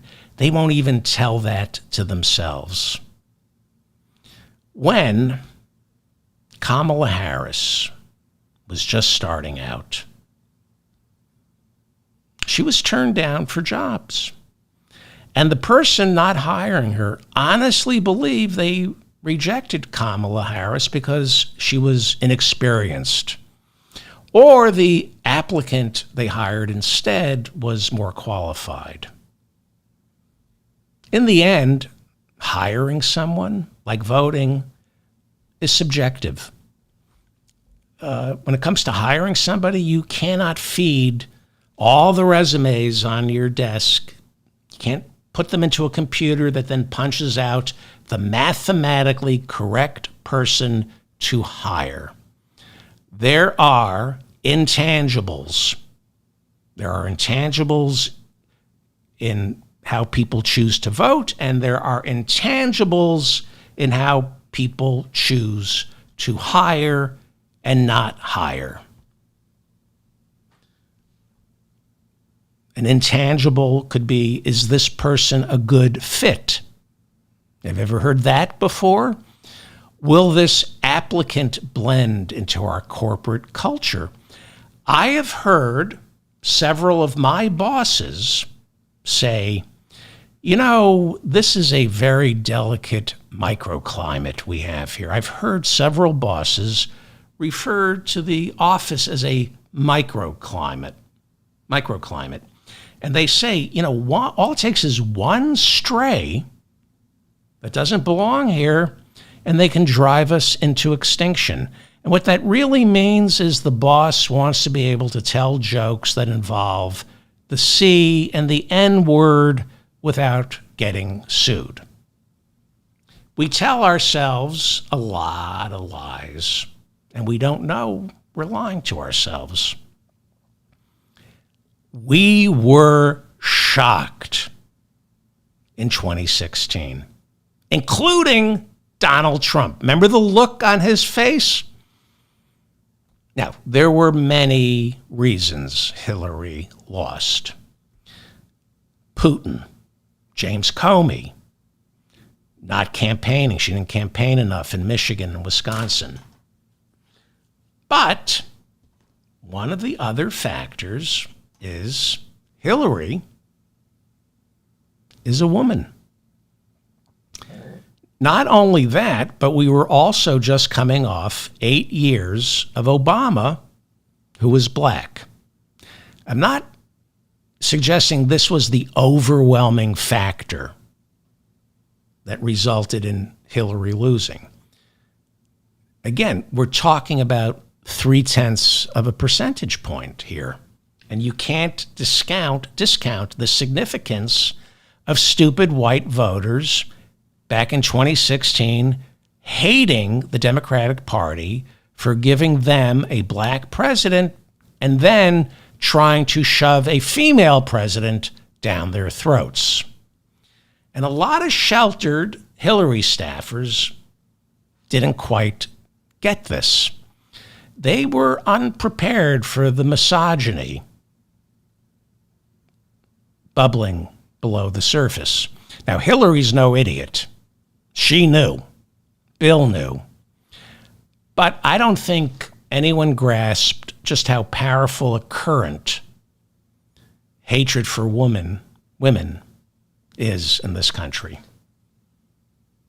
We always seem to be shocked by how racist this country is, and we always seem to be shocked by the misogyny in this country. Look at these abortion laws. People are shocked. We're shocked. What's going on in Texas, Florida? Women are dying in some states because of these abortion laws. And these laws get progressively worse. The same way nobody could believe that Hillary would lose in 2016, nobody could believe the Supreme Court was going to overturn Roe 2 years ago. We were shocked at the misogyny.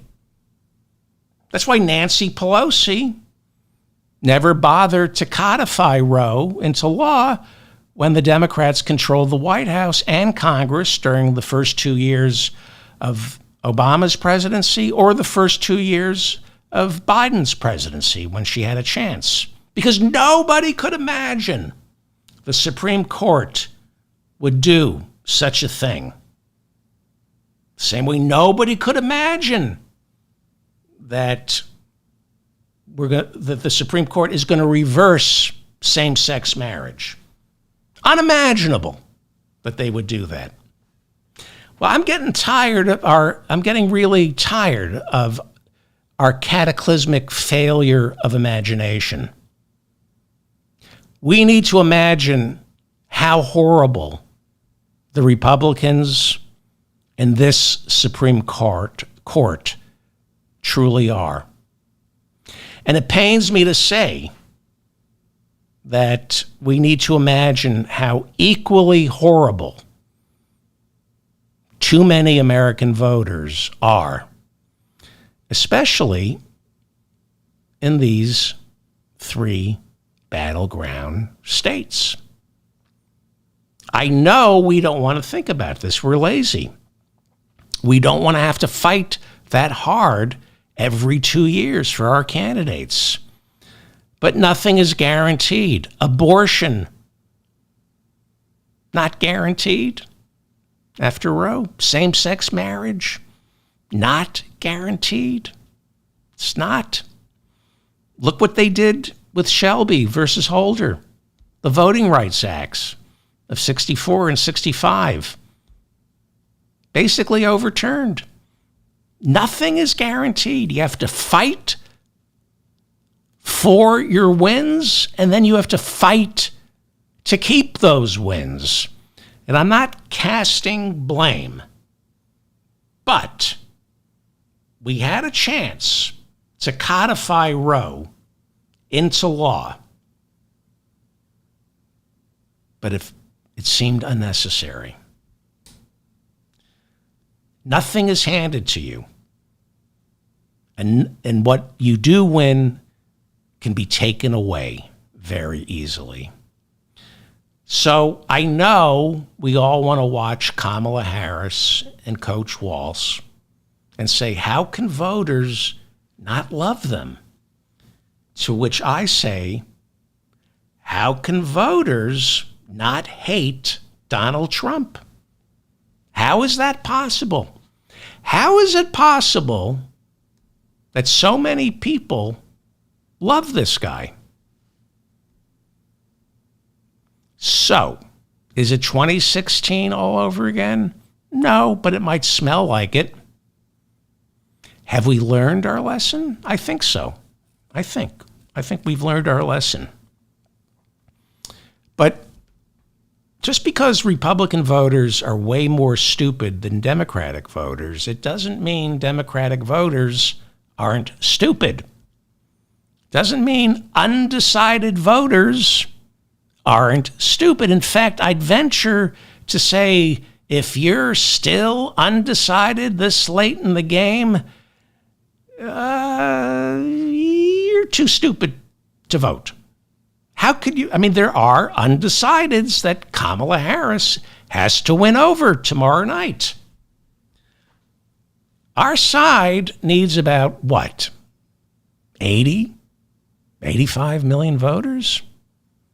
That means in order to win, she needs to court millions and millions of stupid voters, of which there is no shortage in this country. Complacency will destroy us.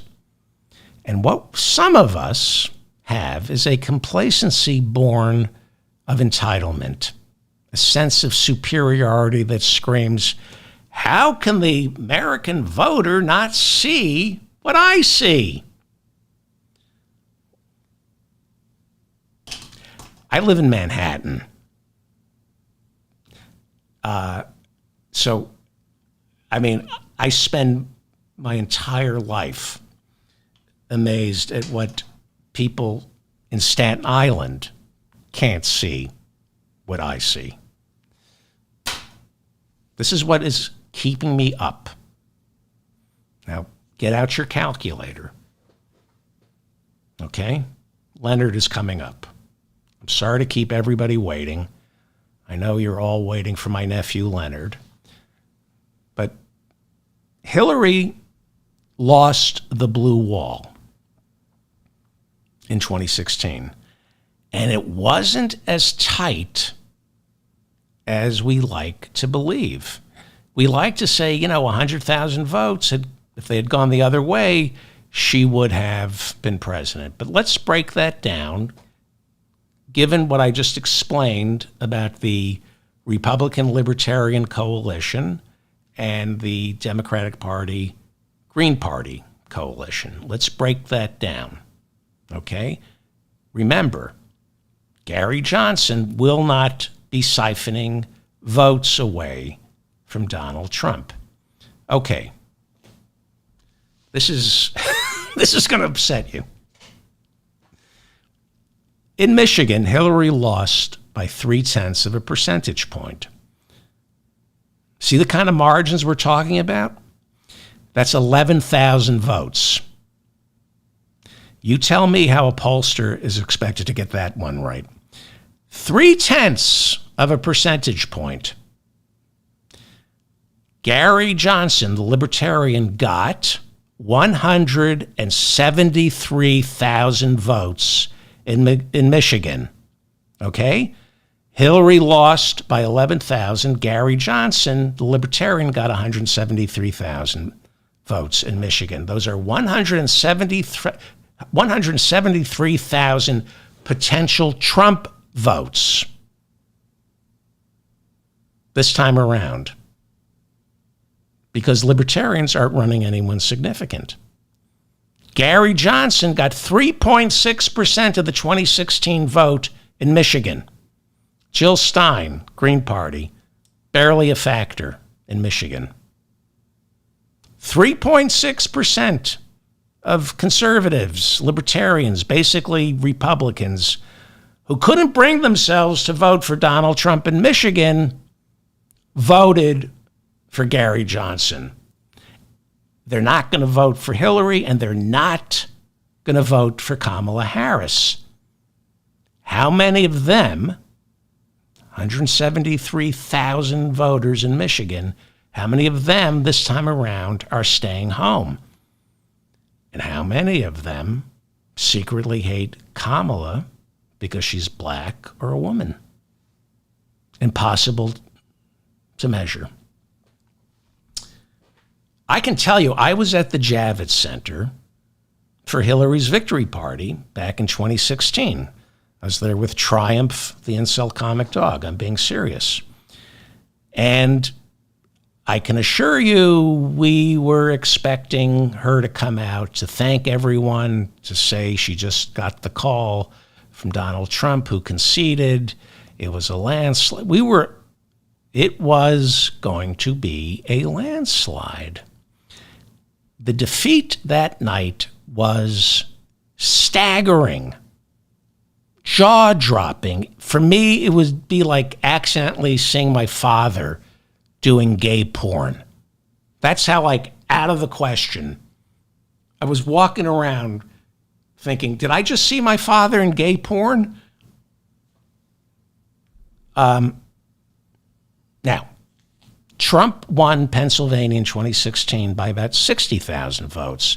That was a little over 1% more than Hillary got. That's a slightly bigger, we're not talking about tenths of percentage points. In a country as divided as this, that was a decisive victory for Trump, especially when you factor in Gary Johnson's 142,000 votes in Pennsylvania, which comprised 2.4% of the entire vote. You see where I'm going? Jill Stein got fewer than 50,000 votes in Pennsylvania. She didn't even crack 1%. There were 142,000 Gary Johnson voters from 2016. Okay? They're unaccounted for, with no place to go this time around other than Trump or not voting at all. Wisconsin, Trump beat Hillary by 1 percentage point. in Wisconsin. Gary Johnson got 3.6% of the vote. Jill Stein did a little bit better. She cracked 1%. 3.6% of the entire vote in Wisconsin went to Gary Johnson. Where do those votes go on November 5th? You see what I'm saying? When it comes to the blue wall, the Democratic Green Party coalition did far worse than the Republican Libertarian Party coalition in 2016. Where are those libertarian votes ending up on November 5th? If you disagree with me, I would love to hear your comments. Be respectful. Or don't be. Get to work. Nothing is certain. Certainly the Senate is not certain. Get to work. What are you doing? Are you doing phone banking? Are you knocking on doors? Are you helping older people or people with physical disabilities get to the polls? What are you doing? You can't spend an hour a week for your country? JohnTester.com. This show right now is working to get people to volunteer for Jon Tester in Montana. All right, I'm David Feldman, reminding you to stay strong and protect the weak. Leonard will be up in a minute. If anybody is still listening, I know I go deep into stuff. So I don't, anyway, we're doing a debate watch party September 10th, tomorrow night. We're going to meet at 8:30 p.m. on Zoom. You can find the link in the episode of this show or go to my website or shopdavidfeldman.com and you will find the link. And it's really easy to register. I'm charging $3.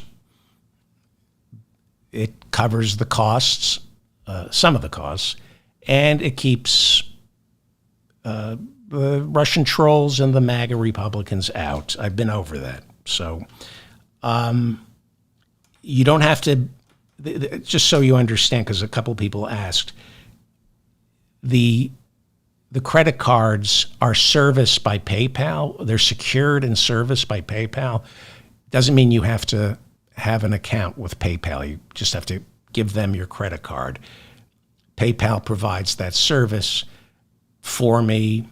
It indemnifies the show from somebody finding an Hermes scarf charged on their credit card statement. I have nothing to do with processing your credit cards.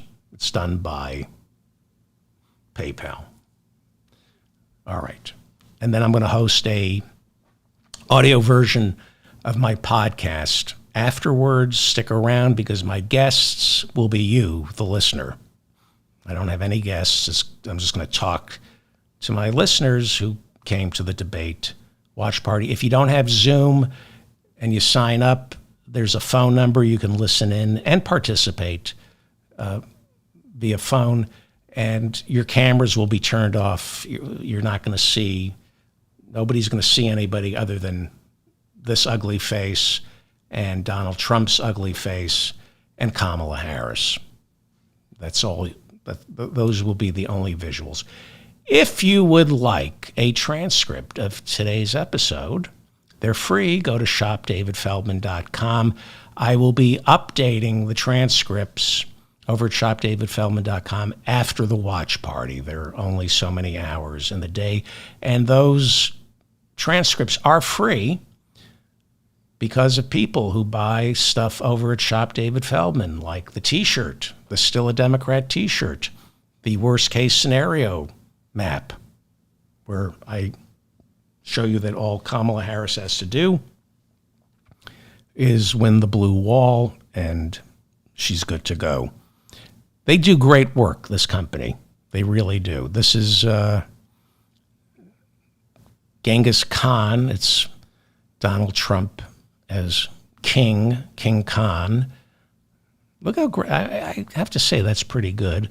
This is another one I designed. It's Predator. It's Donald Trump as a predator. I really like that. And that's just Photoshop. But I think it looks pretty good. This is really good. This is Donald Trump in Edvard Munch's The Scream. And I have a prototype. It's on both sides of the mug, but it's really beautiful. And of course, if you have anybody in your life who is voting for Donald Trump, get them a Trump 2028 coffee mug. And if you want to break my heart, pick up a chef's apron with the words, "I hope you're in the mood for diarrhea." This is my big seller. I work really hard, like on this. Like this took a lot of time to design, and this is what people buy. Hope you're in the mood for diarrhea. And my nephew, my darling nephew, Leonard, designed these coffee mugs and T-shirts, and I thought he did a pretty good job. He came very close to getting the name completely right. David Ferdman Show. It's like a stamp, stamps with imperfections are collector's items. So you think of these as collector's items. David Ferdman Show. The kid did pretty good. He got most of my name right. Speaking of Leonard, who I love,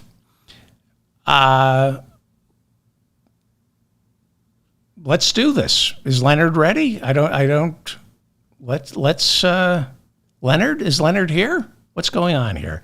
Let's go to Rumson, New Jersey, where my nephew Leonard should be standing by to tell us about some exciting. I don't understand what's going on. This doesn't look right. Leonard is supposed to be standing by to tell us about some of the exciting new products he's been cooking up over at shopdavidfeldman.com. Okay, yeah, that is not Leonard. Where is Leonard? Okay. Oh, okay. This is Leonard's grandfather, Leopold. Hello. Hi, Uncle David. Hi. That's where is Leonard, my nephew? Hi, Uncle David. Leonard is in Montana with my stupid daughter-in-law, knocking on doors for some stupid Democrat running for the stupid Senate. So I offered to fill in for him. Good noggin, everyone. I'm coming to you from my grandson Leonard's bedroom in Rumson, New Jersey, the nerve center for shopdavidfeldman.com, where my grandson Leonard has some great items that you should purchase. Okay. Grandpa Leopold, Leonard is still in Montana? Yes, Uncle David, I already told you that. All right, I didn't know he was taking this much time off. I don't know if this is... No worries, it's perfectly fine, really? Uncle David. I gave him permission. I said, Leonard, you work hard for Uncle David. Take a few days off. Do you have a problem with that, Uncle David? Well, actually, I kind of do, Grandpa Leopold. This is my show. It's my company. You don't work here. You don't work for me. You certainly don't have the authority to give Leonard a few days off. But Uncle David, I most certainly do. The boy is my grandson. Okay, I understand that, Grandpa Leopold. I understand, but there are boundaries, and it's not for you to say when or if Leonard can take time off. With pay. You're still going to pay him, Uncle David. What? Don't be cheap. You have the money. Don't be cheap. Be the opposite of cheap, like not cheap. Okay, Grandpa Leopold, this is really between me and Leonard. You're weak, Uncle David. You're a very weak man. You're half a man, Uncle David. Don't be half a man. Be the opposite of half a man, like 3/4 of a man. I don't have my calculator with me, but I'm pretty certain the opposite of half a man would be 3/4 of a man. I'm rounding up, so it's close, Uncle David. The point is you're weak and you're stupid, Uncle David. All right. Grandpa Leopold, I think it's... yes, Uncle David. Yes, with all due respect, Leonard works for me, not you, and I just wish that... Here we go. I do you the favor by coming on your stupid show to promote your stupid products in the hope that your stupid listeners will buy something stupid, and you have to pick a fight with me, you belligerent prick. You're so stupid, Uncle David. And by the way, I hear how you talk to my grandson Leonard, and I have a good mind to come into New York City and crush your skull into a fine paste. Can you send an Uber for me? I'm coming into New York to vaporize your bones with my fingers, Uncle David. Send me an Uber, Uncle David, so I can march into your apartment and turn you into a spray of mist. It's high time you learned what an Ubermensch is capable of. I am an Ubermensch, and you're the opposite of an Ubermensch, like not an Ubermensch. Send an Uber for this Ubermensch. I want to hurt you. All right. I don't think that's going to happen. Because you're cheap, Uncle David. You're very disrespectful, and you take advantage of people, Uncle David. I don't. I do not. That's a lie. Yes, you do, Uncle David. You're a user. You exploit people like your nephew Leonard. And now me. You're taking advantage of me. Wait. I never asked you to come on this show. I never told you to give Leonard time off. Nobody asked you to come on my show. I don't appreciate the tone of your voice, Uncle David. You need to show me respect. I'm Leonard's grandfather. Send me an Uber, Uncle David, so I can palm some respect into you. Okay. I think that's it, Grandpa Leopold. I think let's just call it a day. You Americans. Right. Again, I've heard you say this before about the Americans, yeah? I grew up without a father because of you Americans. What my mother had to do after the war just to put some Schicklgruber on our plate. Here we go again with the Schicklgruber. It's not a meat. You do this every Thanksgiving where you talk about why can't we serve Schicklgruber. That doesn't exist as a dish. You're just lying through your teeth. You Americans, I grew up in war-ravaged Stuttgart with no father, all because of Churchill's nighttime aerial bombardment of Stuttgart. Yeah. That must have been tough being a small kid growing up in Stuttgart, Germany during World War II. My heart goes out to you, okay? It does. What did we ever do to deserve that? I don't know. I don't know what I don't remember, okay? The British didn't need to bomb us at night. My father never hurt a fly, Uncle David. He never hurt a fly. Your father never hurt a fly? Okay, why don't we... go ahead, Grandpa Leopold. Tell everyone what your father, who never hurt a fly, did during World War II. He was with Hitler's SS, Uncle David. And you say he never hurt a fly. He didn't, Uncle David. He never hurt a fly. I once saw him snap a cat's neck with just his thumb and his index finger, but he never hurt a fly. Okay. Thank you very much, Grandpa Leopold. Let's not do this again, okay? We're done? Yes. That's it? Yes. You're stupid, Uncle David. This show is stupid, and you're disrespectful, Uncle David, and you use people. Send me an Uber. I'm coming into New York to kick your ass. Okay, thank you so much, Grandpa Leopold. I will see you at Thanksgiving. Your show is nothing but worthless scheisse. Everything in it is stupid and overpriced. Okay. You're scheisse, Uncle David. Your show is scheisse. Okay, thank you very much, Grandpa Leopold. I will see you at Thanksgiving. You're stupid. This is stupid. Okay, thank you, Grandpa Leopold. I'm sorry. I apologize to my listeners. I promised you Leonard would be with us. Instead, Grandpa Leopold. Sorry for the language coming out of Grandpa Leopold. Thank you to Bob in the chat room for keeping the conversation civil. I wish I could say the same about my conversation with Grandpa Leopold, my sister's father-in-law. Unbelievable. I'm sorry about that. And Leonard will be back as soon as I find out when and why he's in Montana. Please share this episode with your friends. That's the best way to help me. Please like the episode. Please subscribe to this channel. Thank you to Bob in the chat room for keeping the conversation civil. I read all your comments. And if you would like to attend tomorrow night's watch party, Grandpa Leopold will not be there. The Zoom link is in the description of this episode, or go to shopdavidfeldman.com or davidfeldmanshow.com. You'll see the menu.